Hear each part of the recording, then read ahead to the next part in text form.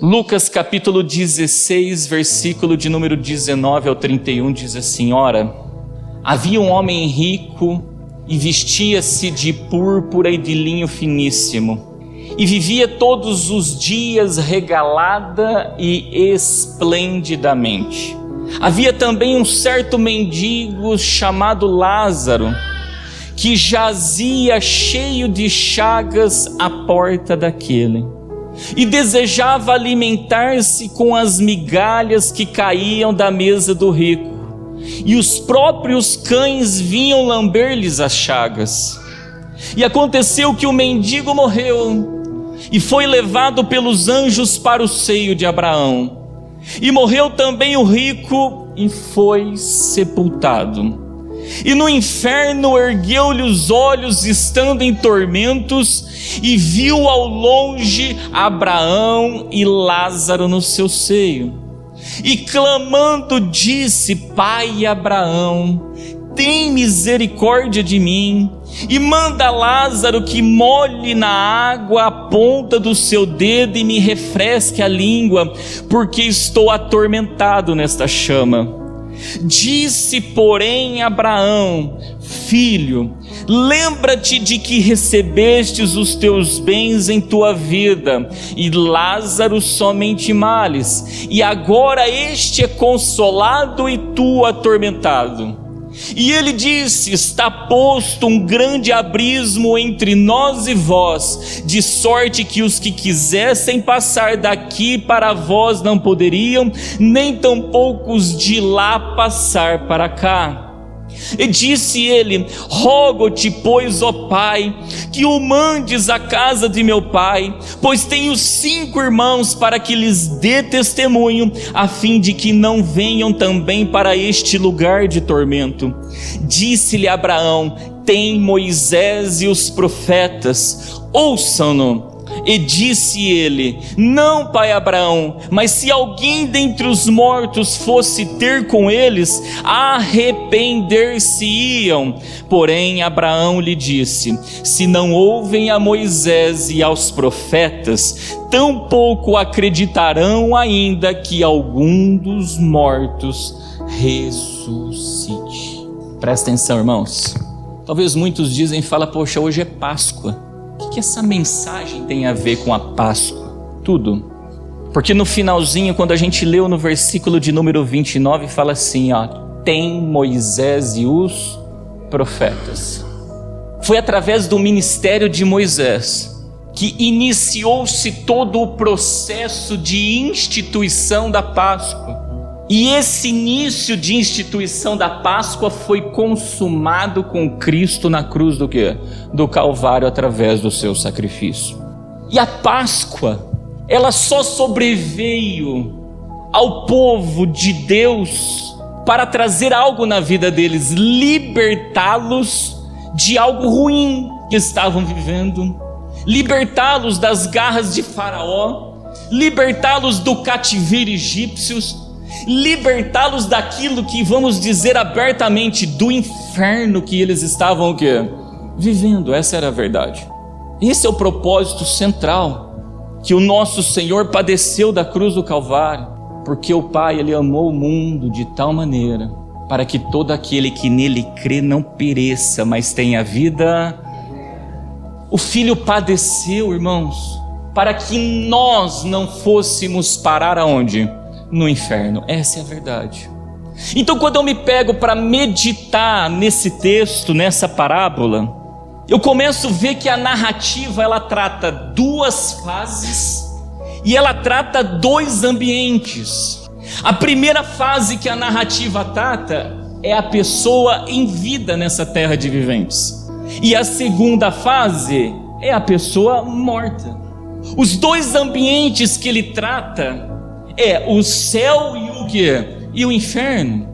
Nós estamos vivendo na nossa vida, irmãos, a primeira fase. Mas certamente, pode ter certeza disso, se Cristo não vier recolher a tua igreja, fatalmente nós também vamos viver a segunda fase. E quando nós vivermos a segunda fase, pronto, eu posso ir para um lugar de gozo eterno, ou eu posso ir para um lugar de tormento eterno. A palavra de Deus é sim, sim, não, não. O que foge disso é procedência o quê? Maligna. E hoje é isso que a palavra vai querer nos ensinar. Posturas e condutas que nós como cristãos devemos ter, para que não vamos para o tormento eterno, e posturas e condutas que nós cristãos devemos ter, para que a gente tome posse do reino de Deus, e de tudo aquilo que Ele nos tem o quê? Reservado. Olha o que está escrito em Eclesiastes capítulo 7, versículo 8. Melhor é o fim das coisas do que o princípio delas. Mas aí cuidado, porque quando eu estudo essa narrativa, eu vejo dois fins aqui diferentes, onde um melhor foi o fim, mas para o outro era melhor ele não ter nem nascido. Olha o que está escrito em Eclesiastes capítulo 7, versículo 2. Melhor é ir à casa onde há luto do que ir à casa onde há banquete, porque naquela está o fim de todos os homens, e os vivos o aplicam ao seu coração. Presta atenção, quem já ressuscitou com Cristo, ele está o quê? Vivo. O apóstolo Paulo diz isso: se já ressuscitastes com Cristo, buscai as coisas que são do quê? De cima, das coisas que são do alto. Se já ressuscitastes, então é em vida, irmãos. E quem está vivo, ele não está com os olhos dele na casa do banquete, ou seja, na casa onde está cheio de alegrias. Não, ele está com os olhos na casa do quê? Do luto, porque lá ele sabe que é o fim de todos. E ele sabe que quando a gente passa de uma fase para outra, pronto, tudo que tinha nessa terra de viventes fica, e o que segue é a justiça e o juízo de Deus. Seja para que a gente ouve: vindes, bendito dos meus pais, entrai no gozo do Senhor, porque fostes fiel no pouco, e no muito eu vou te colocar. Ou para ouvir: apartai-vos de mim, malditos, que eu não vos conheço. E ali para o lugar de tormento, fogo e ranger de dentes por todos os dias da nossa vida. Então nós vamos começar agora aqui juntos a meditar nessa parábola para a gente entender, irmãos, porque essa é a verdade. Eu nunca vi uma igreja tão miserável como nós estamos vivendo nos últimos tempos. O homem chega aqui para buscar tudo. O homem chega aqui para buscar tudo que é banquete, mas ele não chega aqui para se preparar para o dia dele após o quê? Busca tudo.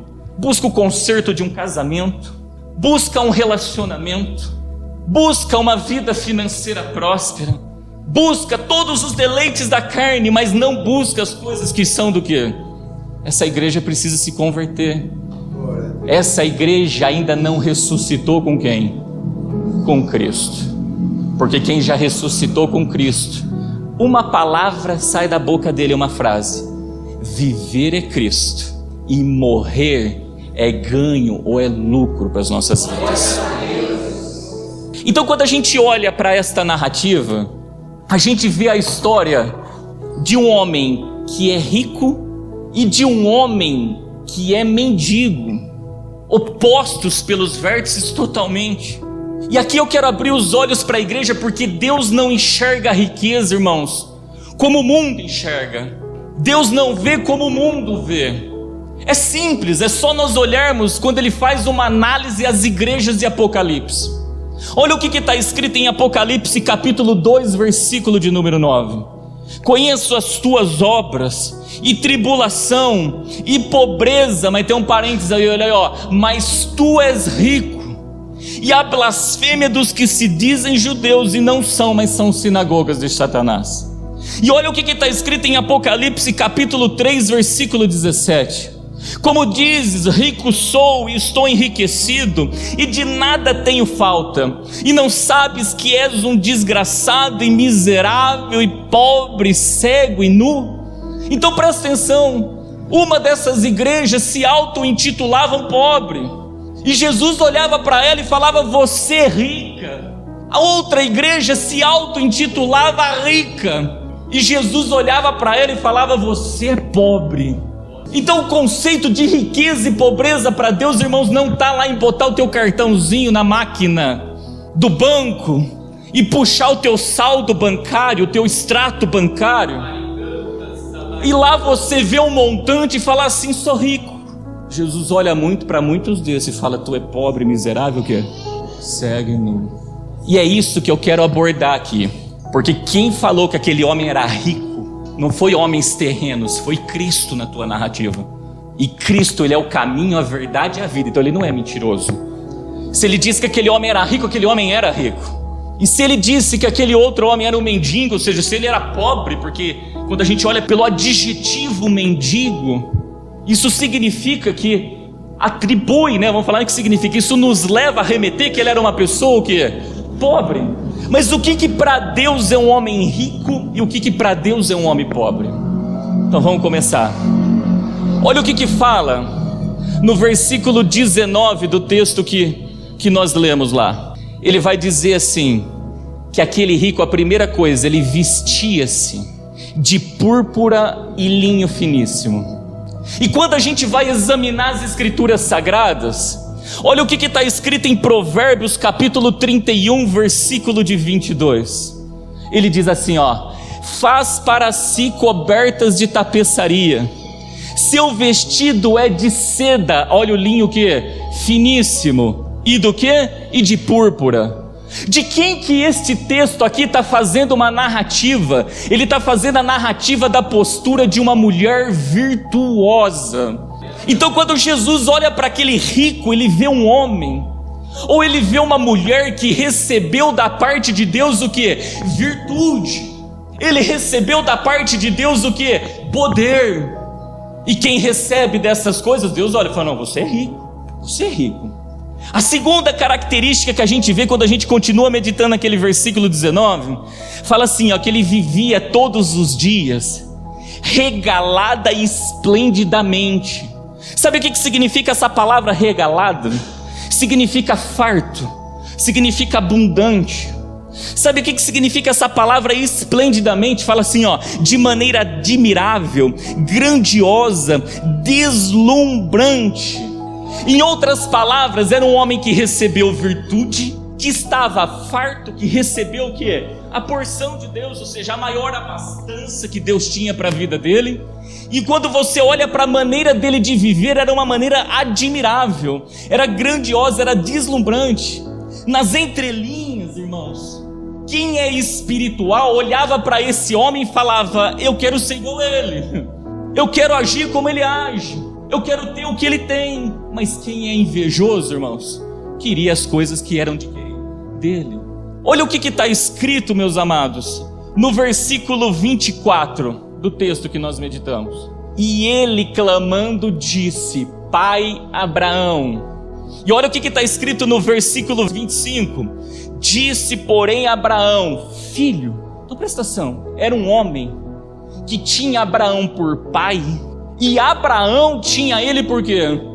Por filho. Então presta atenção, irmãos, é um homem que tinha a virtude do Espírito de Deus, é um homem que recebeu recursos da parte de Deus, seja através de dons ou coisas dessa natureza, porque tinha uma vida regalada. Era um homem, irmãos, que era esplêndido, porque quando você olhava para ele, você não via vergonha nenhuma, porque ele estava vestido de linho fino, de púrpura. Era um homem que tinha uma vida reta, era um homem que tinha uma vida íntegra, era um homem que era um exemplo para todos. E a grande pergunta é: por que esse homem foi parar no inferno? Apocalipse capítulo 1, versículo 6 diz assim: e nos fez reis e sacerdotes para Deus e seu Pai, a ele glória, poder para todos sempre. Amém. Jesus fez isso com cada um de nós aqui. Ele fez de nós reis e sacerdotes. Quando eu analiso a vida desse homem como um rei, porque vestes púrpuras arremete ao quê? A um rei. Jesus, quando foi crucificado, puseram nele o quê? Vestes o quê? Púrpuras. E puseram a plaquinha na cabeça dele escrito rei do quê? Dos judeus. Como rei, ele era um exímio exemplo. Mas como sacerdote, o texto deixa bem claro para nós que ele não agiu como um bom samaritano. Deus colocou um homem necessitado no caminho dele, e ele passou de largo como aquele levita ele passou de largo como aquele sacerdote. Por isso que em Mateus capítulo 25, versículo de número 42 ao 46 diz assim: porque tive fome e não me destes de comer, tive sede e não me destes de beber, sendo estrangeiro não me recolhestes, estando nu não me vestistes, e enfermo e na prisão não me visitastes. Então eles também lhe responderão dizendo: Senhor, quando te vimos com fome ou com sede, ou estrangeiro, ou nu, ou enfermo, ou na prisão e não te servimos? Então lhes responderá dizendo: em verdade vos digo, quando a um desses pequeninos o não fizestes a mim. E irão estes para o tormento eterno, mas os justos para a vida. Esse homem, no determinado momento, ele clamou, falou: Pai Abraão, tem misericórdia de mim, porque eu estou em tormento nessa chama. Deus colocou alguém no caminho deste homem, e esse homem, ele tinha tudo o que aquele mendigo precisava para cumprir esse culto, e ele não cumpriu. Esse homem esqueceu aquilo que o apóstolo Paulo disse à igreja de Atos, no capítulo 20, versículo 35. Tenho-vos mostrado em tudo que, trabalhando assim, é necessário auxiliar os enfermos e recordar as palavras do Senhor Jesus Cristo, que mais bem-aventurada coisa é dar do que receber. Ele recebeu virtude, ele recebeu regalias, Deus o exaltou sobremodo. Ele só recebeu, mas ele não deu nada. Ele não deu nada. Ninguém, irmãos, é salvo por obras, mas uma fé sem obras é uma fé morta. E sem fé é impossível agradar a Deus. É simples. Pegando esse texto que nós estamos falando de Mateus capítulo 25, do versículo 42 ao 46. Presta atenção. Esse mendigo de nome Lázaro, irmãos, ele tinha fome, tinha sede. Porque olha o que fala lá no versículo de número 21 do texto que a gente meditou. Ele queria, irmãos, se alimentar lá na mesa daquele senhor, nem que fosse para comer as migalhas que caíssem daquela mesa. E aqui eu quero abrir um parênteses, tá? Porque quando a gente olha para Romanos capítulo 14, versículo 17, diz assim, ó: porque o reino de Deus não é comida e bebida, mas justiça e paz e alegria no Espírito. Irmãos, aqui nós não estamos falando do alimento que perece, não. Nós estamos falando do alimento e da água que jorra, que sacia a sede, que mata a fome. Jesus disse: ide e pregai o evangelho a toda criatura. Irmãos, nós estamos recebendo virtude do Espírito, porque tem nos ensinado coisas grandiosas. Ele tem nos dado regalias que ninguém tem, dons que ninguém tem. Ele tem agido de uma maneira sobrenatural. O que é que nós temos feito com tudo isso? Estamos agindo como este rico? Olha o que está escrito, irmãos, no versículo 20, quando a gente medita naquele texto. Esse homem era um estrangeiro, porque ele tinha necessidade de ser recolhido. E aquele rico tinha como recolher, e não o quê? Não recolheu. Esse homem, irmãos, ele estava enfermo e consequentemente ele estava nu, porque o texto dizia que ele jazia em chagas. E a gente sabe que tais enfermidades, se você colocar uma vestimenta por cima, irmãos, ela gruda na ferida, ela só piora a situação. Ele tinha vestes para proporcionar, ele tinha o poder de Deus para curar, e ele não fez. Olha para esse mendigo, presta atenção, irmãos. Ele também estava preso. Só olhar lá no versículo 21. Ele estava preso num jugo desigual com os infiéis. E por quê? Porque ele não conseguia se apartar dos cães. Os cães estavam o tempo todo lhes lambendo as chagas. Quem são os cães? Lembra de Jezabel e de Acabe? Jezabel, os cães, irmãos, comeram da carne dela. Acabe, os cães beberam do sangue dele.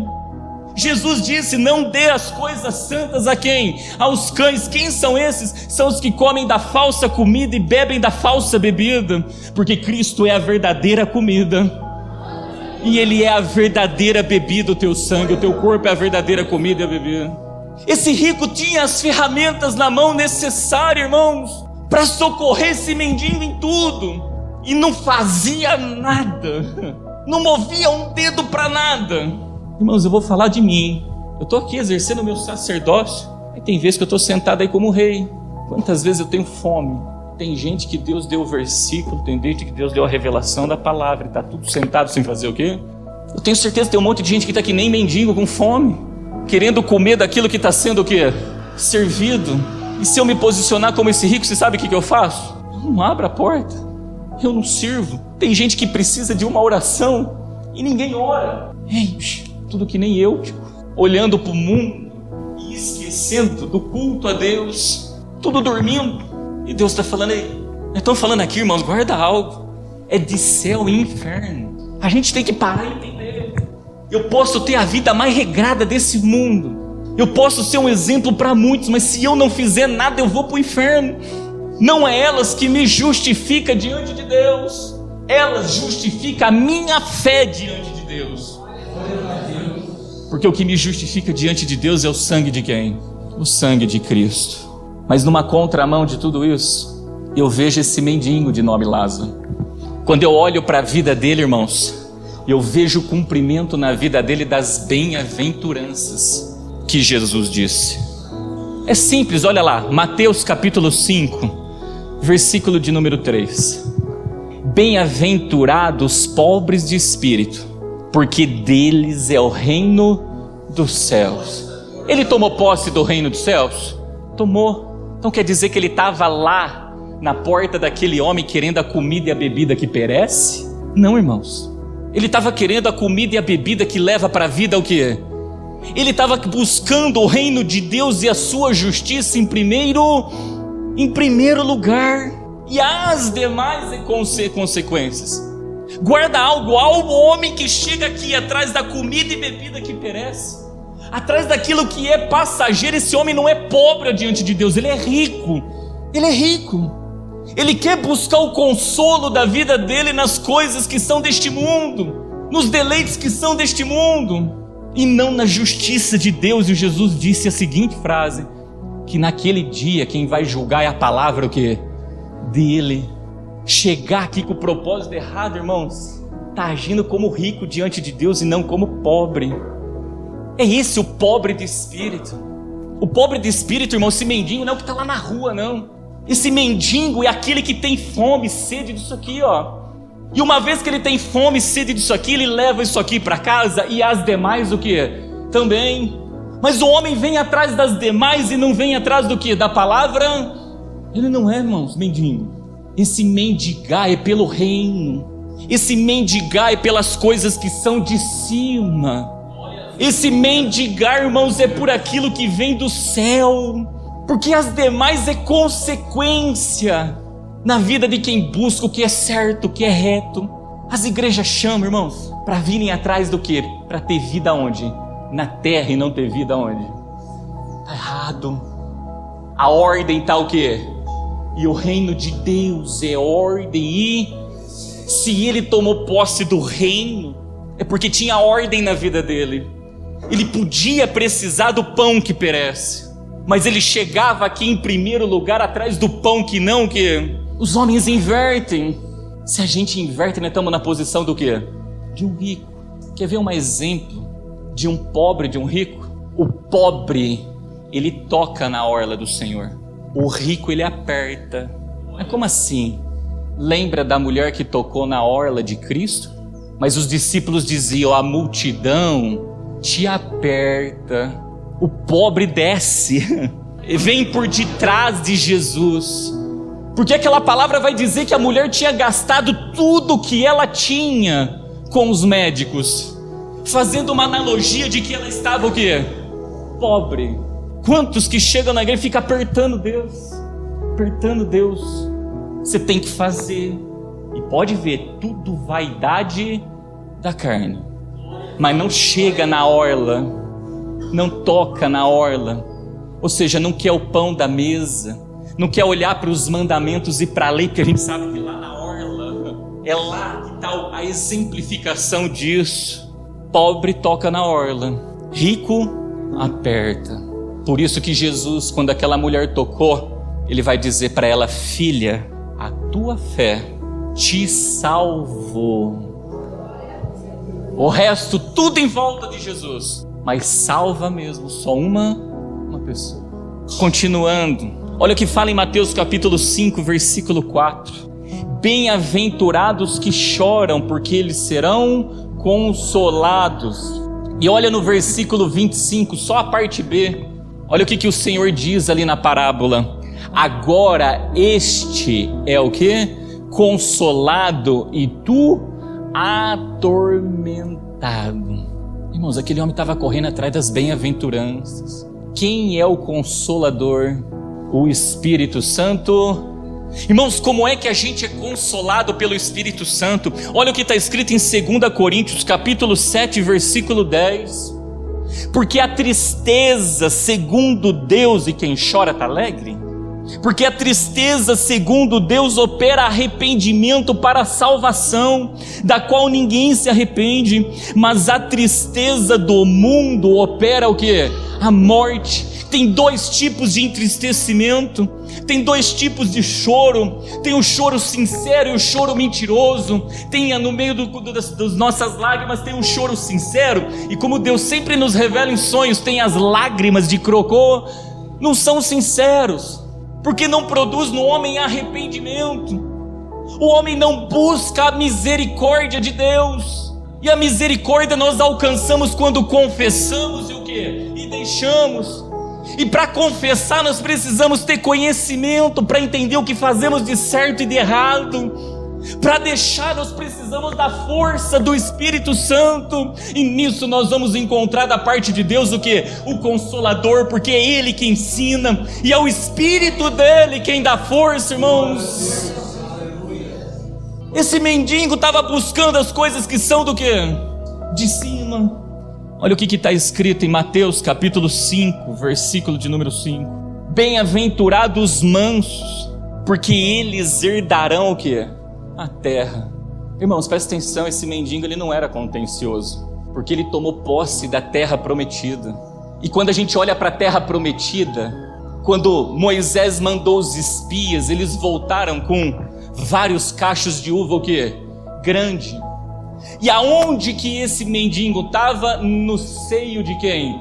De Abraão. E olha o que o seio simboliza na palavra de Deus. Olha o que está escrito em Cantares, ou Cântico dos Cânticos, capítulo 7, versículo 7. A tua estatura é semelhante à palmeira, e os teus seios são semelhantes aos cachos de uva. Irmão, o cara que está enxertado em Cristo, esse dá muito fruto. Por isso que ele estava no seio de Abraão, ele estava enxertado, irmãos, na videira. Glória a Deus.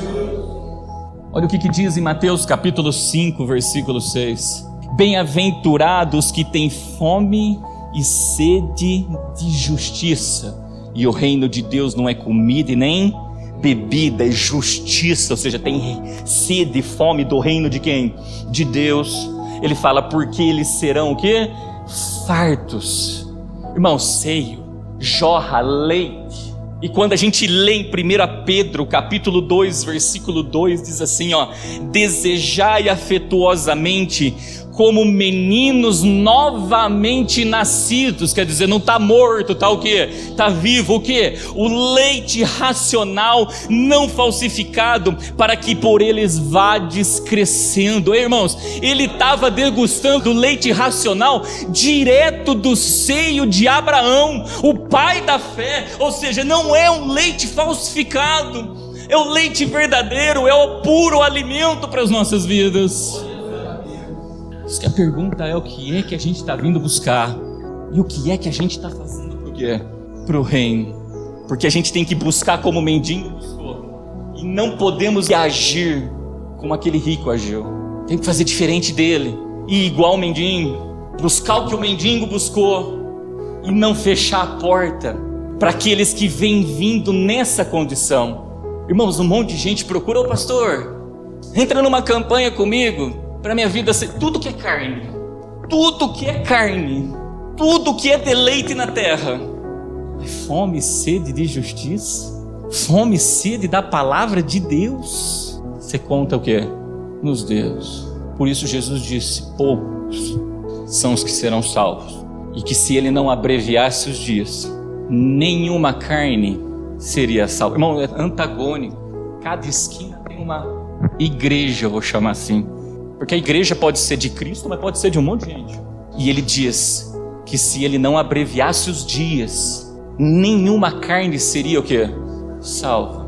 Aí eu te pergunto, estão buscando o reino? A gente não pode beber um leite irracional, apresentar-vos os vossos corpos, né, como um culto o quê? Racional. Quando eu olho para esse mendigo, e a gente aprendeu que Jesus falou assim, que quando a gente faz para um daqueles pequeninos, a gente está fazendo para ele. Você sabe o que eu lembro? Apocalipse capítulo 3, versículo de número 20. Ele fala assim, ó: eis que estou à porta e bato.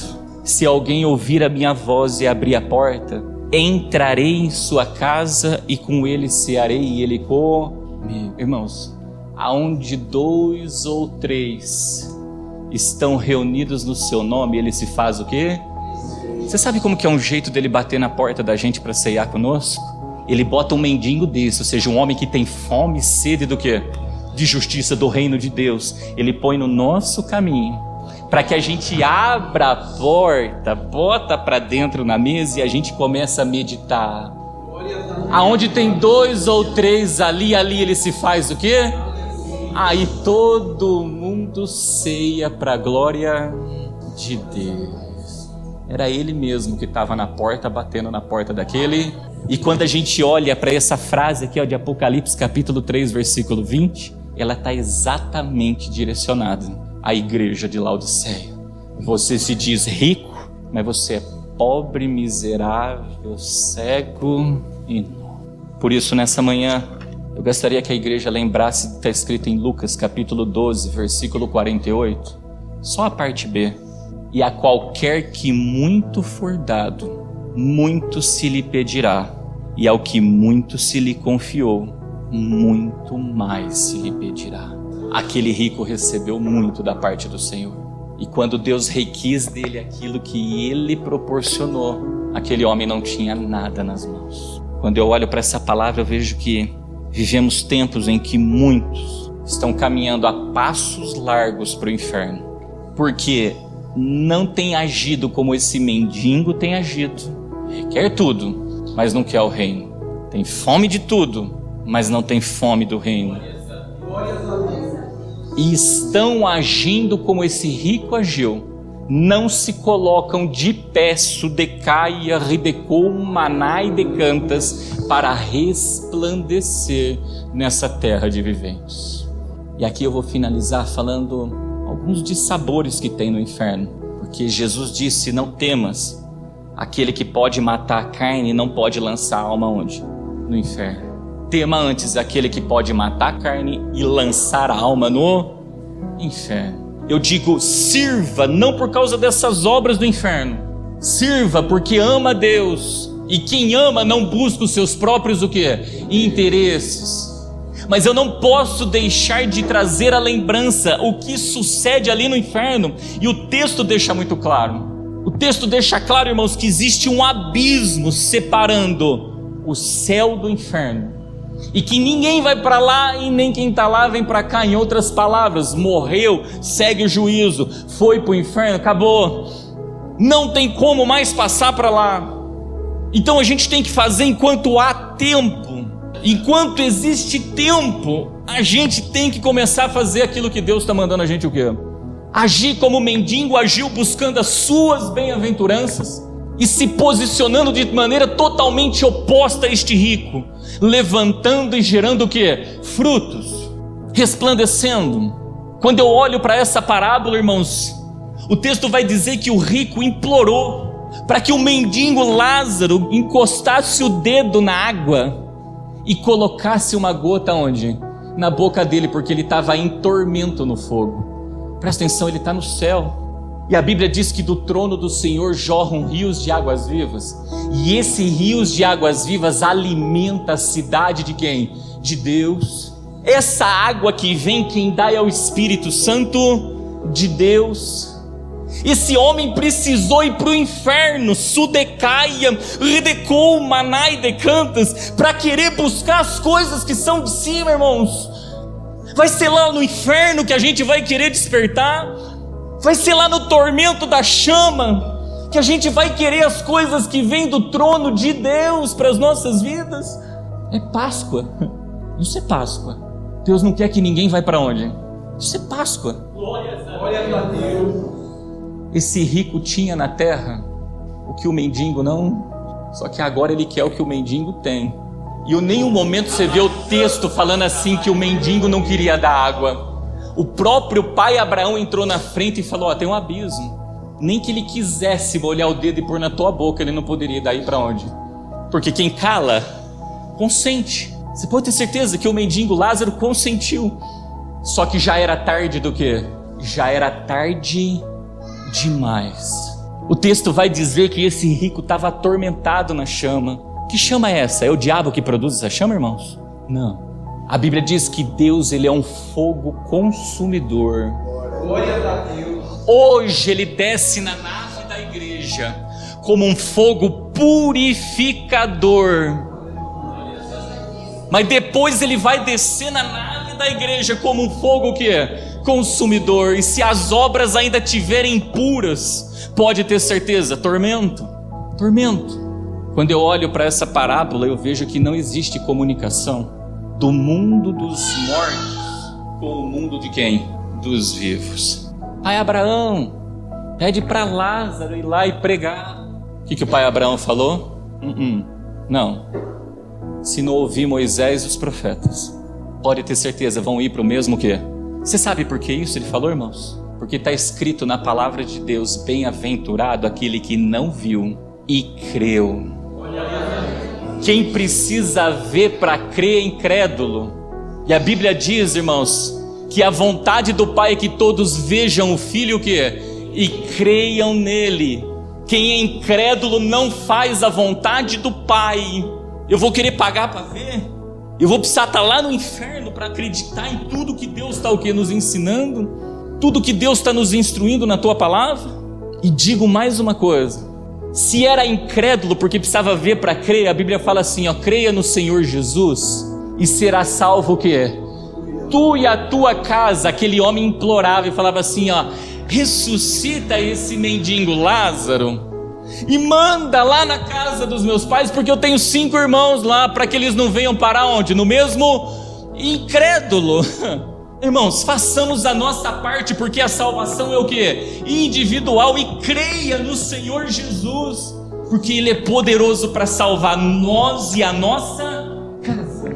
Glória a Deus. Se o Espírito não convencer, irmãos, é isso que Deus está dizendo. Pode ressuscitar morto. Ora, não tem um amigo de Jesus que também chamava Lázaro? Ele ressuscitou. Todos viram os sinais, mas armaram uma perseguição contra a vida de Lázaro, que queriam matar ele a qualquer custo. Tudo incrédulo. Se o Espírito não convencer o homem do pecado, por que do pecado? Porque não creu no Senhor, o quê? Esquece, não vai ser ninguém que vai convencer. Quem é que tem mais poder de persuasão do que o Espírito de Deus? Quem é que tem, irmãos? Ele é um manancial de águas vivas. Ele. Só que do mesmo jeito, ele é um Espírito que ele não contende para sempre com quem? Com o homem. Ele não contende para sempre. Ele nos dá tempo para que a gente venha o quê? Se arrepender. Quando eu olho, para toda essa parábola, para todo este contexto, eu vejo aqui um homem que teve o teu nome escrito no livro da vida e um homem que teve o teu nome escrito na areia, porque o nome dele se apagou. A Bíblia é clara. Ao mendigo foi dado um nome. Qual que é o nome? Lázaro. E ao rico? Não tinha nome. Um homem rico. Ponto. Basta. A Bíblia manda a gente nos alegrar, porque o nosso nome está escrito no livro da vida. É isso, irmãos. Estamos agindo como mendigo nos anseios das bem-aventuranças de Deus, ou temos agido como rico, porque ansiamos tudo que é deleite e não ansiamos o reino de Deus e a tua justiça? Temos agido como este rico porque recebemos a porção da parte do Senhor, Ele nos deu todas as ferramentas necessárias e não estamos fazendo nada, nenhuma obra? Ou estou fazendo aquilo que o Senhor me ordena? Que Deus possa convencer os nossos corações de todas as nossas más obras. Que Deus possa despertar em nós o desejo de fazer a sua obra de maneira que lhe apraz, para a honra e glória do nome dele. Amém? Se Deus te revelou e te deu um talento, faça. E quando se achegar na casa de Deus, se achegue como esse mendigo se achegou, para buscar as bem-aventuranças. Deus não vai ficar falando de maneira redundante. Ele usou o exemplo de um de algo negativo, o exemplo do outro de algo que? Positivo. Nós temos que imitar o mendigo e nós não temos que imitar o rico, porque como o apóstolo Paulo disse, sede meus imitadores, assim como eu sou de Cristo. Amém? Glórias a Deus.